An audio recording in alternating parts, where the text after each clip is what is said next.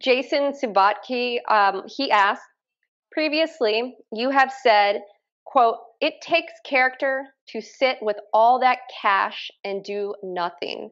I didn't get to where I am going after but I didn't get to where I am by going after mediocre opportunities, end quote. In the past few years, equity prices have increased significantly, and cash has arguably become riskier due to central banking policy. Have you considered amending this quote or lowering your standards? Well, I think everybody is willing to hold stocks at higher price earnings multiples when interest rates are as low as they are now.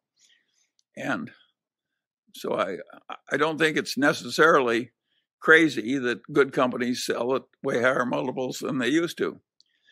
On the other hand, as you say, I didn't get rich by buying stocks at high price earnings multiples in the midst of crazy speculative booms. And I'm not going to change. I am more willing to hold stocks at high multiples than I would be if interest rates were a lot lower. Everybody is. Cyril Tibbeville, he asked, do you think value investing is still relevant in a GDP decreasing world? And what about passive investing? Well, that is easy.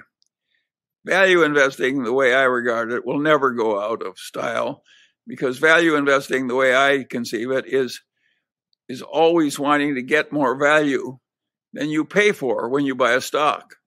And that approach will never go out of style. Some people think that value investing is you chase companies which have a lot of cash and earn a lousy business or something. But I don't define that as value investing. I think all good investing is value investing. It's just that some people look for values in strong companies and some look for values in weak companies.